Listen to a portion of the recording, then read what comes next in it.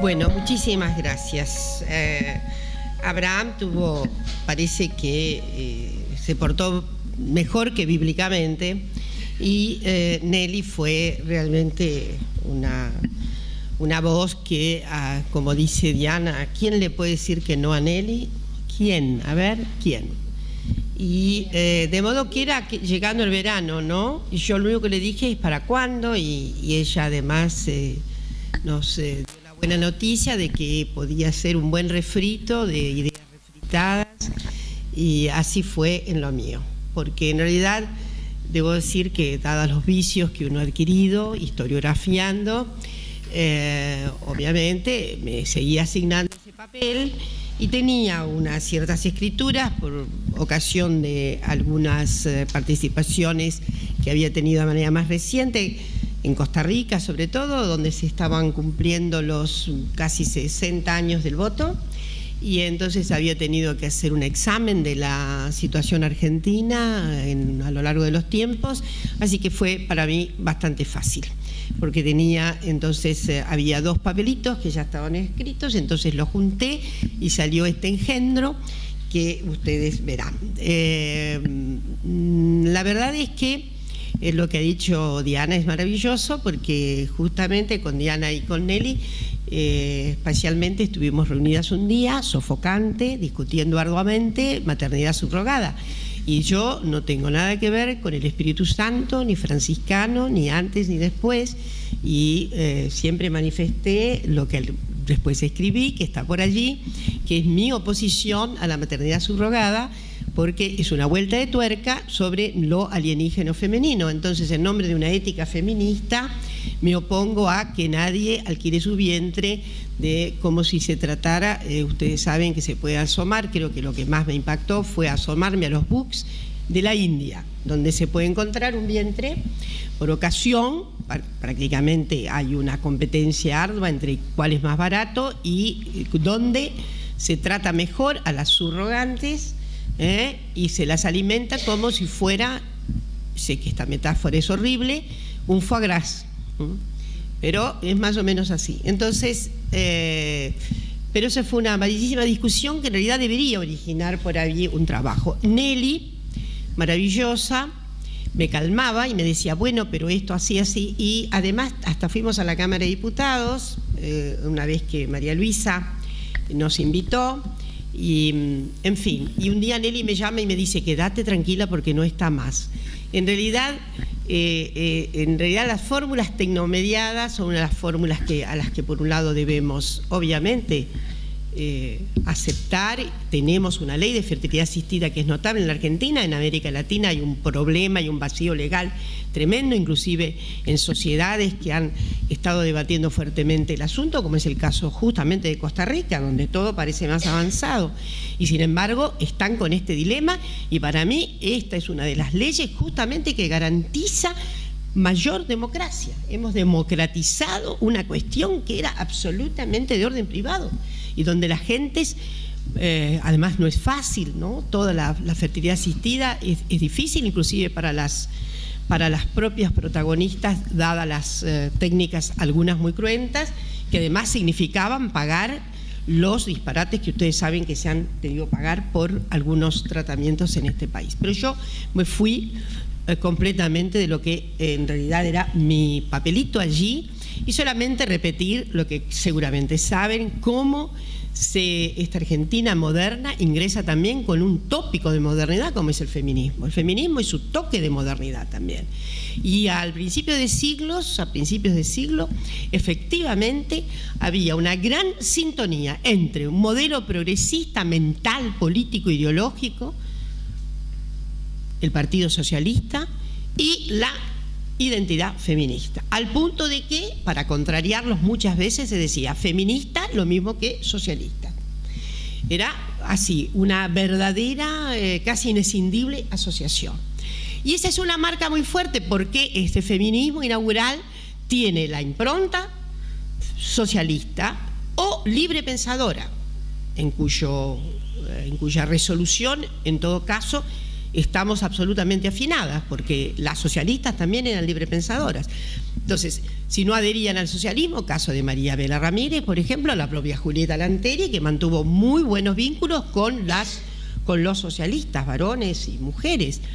Y de todas maneras, eso es una trayectoria en nuestro país que se va a ir, no digo que repitiendo, porque en la historia nada se repite, pero tiene un trazado, y es lo que intento decir en ese texto y en otros, lo he dicho también, tiene una impronta que Karen Offen, esa gran colega norteamericana, llamó feminismo relacional.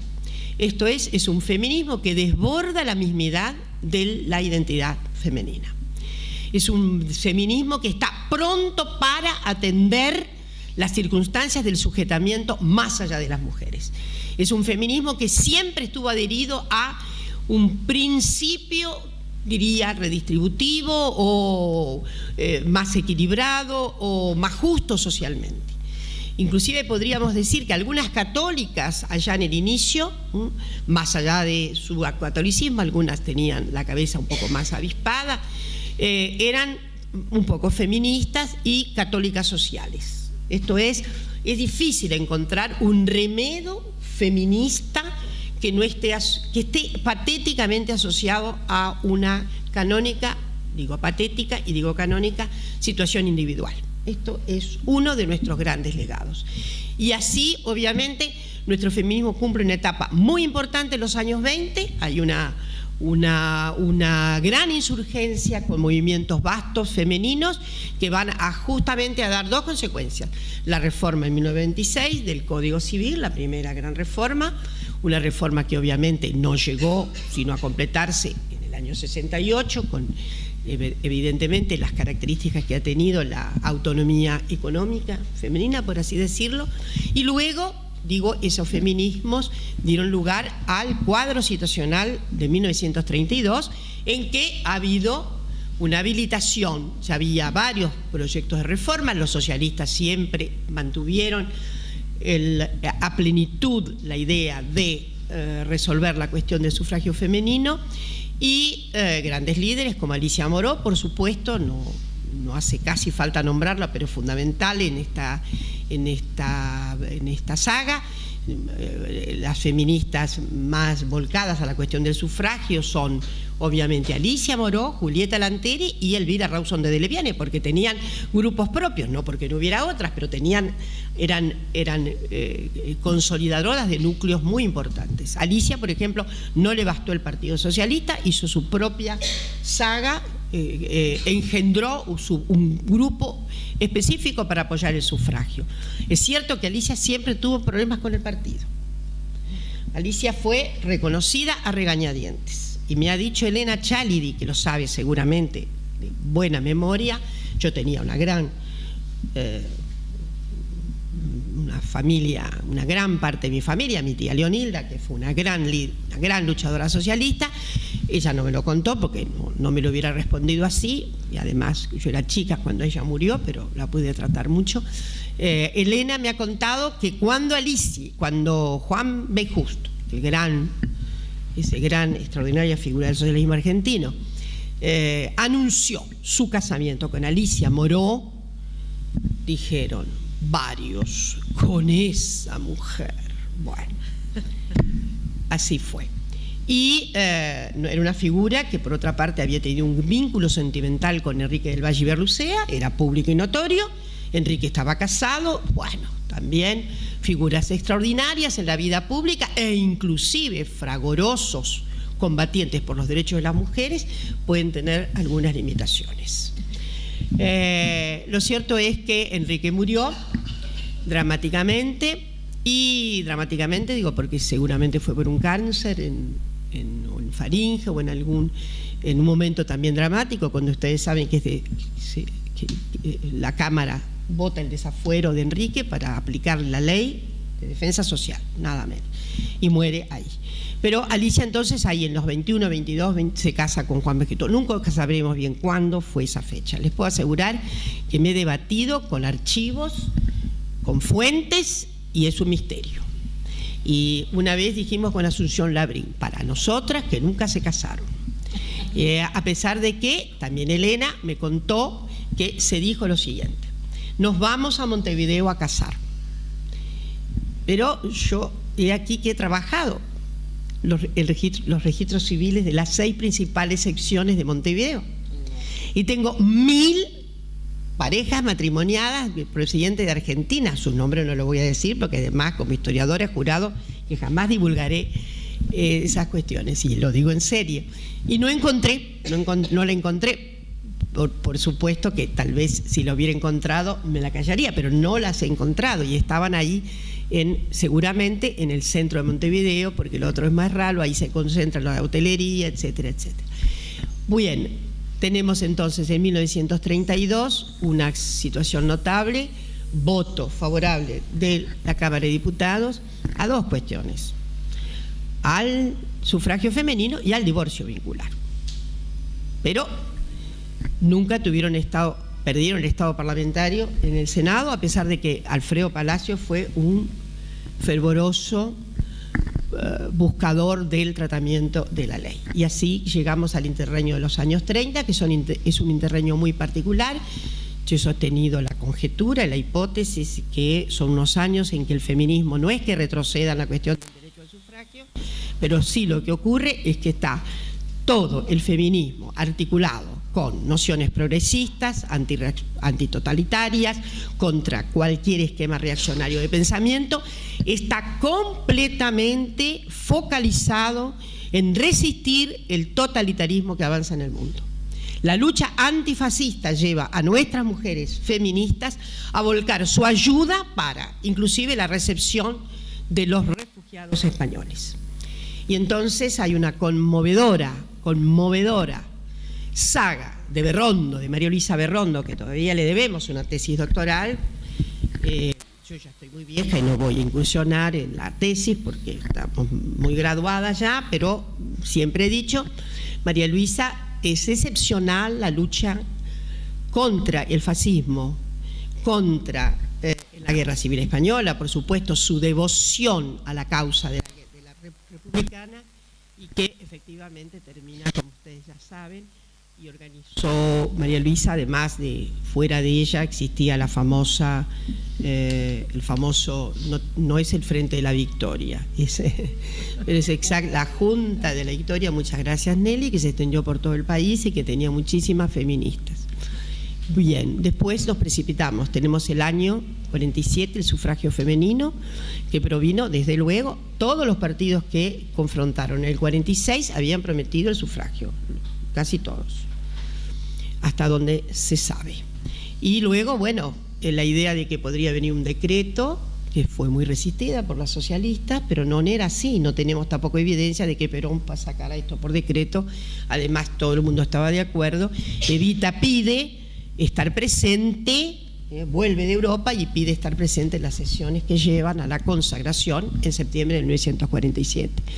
Y uno de sus más bellos discursos, creo, es el que produce desde el balcón, cuando dice el laurel de la victoria, etc. Y ahí hay un momento en que hay una cierta reflexión de Evita sobre las antecesoras. Es cierto que pocos se acordaron, algunos sí, en los discursos de la Cámara, las antecesoras extraordinarias, Alicia, Elvira, Julieta. Pero tampoco hubo oposición de las socialistas al voto, eso no está constatado. Yo he investigado esa cuestión, al contrario, las feministas socialistas lo que hicieron fue crear una especie de comité ad hoc para que las mujeres pudieran votar bien. Pero votar bien era votar contra Perón, ya sabemos. Salió muy mal, pero no era que se opusieran al voto. Luego las cosas se han hecho particulares en nuestro país durante los años 60, las que éramos jóvenes entonces, jovencísimas entonces. Teníamos la urgencia de la gran transformación social, la revolución social en nuestro país, y el feminismo no nos cabía, era por añadidura. En la hora de la mayor equidad vendría eso. Eso no nos privaba de ser muchachas muy cocoritas, y de tener principios. Me acuerdo, cuando yo era joven, la cuestión por el aborto me era inmanente, por así decir, era una cuestión sobre la que no había cómo discutir. Yo fui una aventajada total porque me pude ir de este país por 8 años. Y luego viene la recuperación, que se la debemos en gran medida a ese bastión que se llaman las madres y las abuelas de Plaza de Mayo. Por las dudas, tengamos poca idea de lo que significa el mujerío en la historia. El mujerío en la historia es fundamental. El mujerío en la historia marca los niveles de crisis de una sociedad. También me he referido a eso en un trabajo reciente. La profundidad de una crisis, en verdad, se mide por el mujerío en el ágora. Cuando hay mujeres en el ágora, ahí estamos frente a la profundidad de una crisis. Yo diría, es una repetición profana, porque no es la misma. Digo, profanamos un poco lo que sería el canon Antígona, en el sentido de lucha contra el Estado apenas, ¿no? Pero es esa figura, y por la recuperación del cuerpo, ¿eh? En realidad hay ahí algo mucho más espeso que eso, como lo ha marcado Judith Butler. La espesura de Antígona no es sola esa cuestión de ofender al patriarcado, ofender canónicamente la sexualidad que marca el patriarcado, porque ella está enamorada de su hermano, hay una relación incestuosa. Y me parece que el gran texto de Judith Butler, El grito de Antígona, es en este punto notable.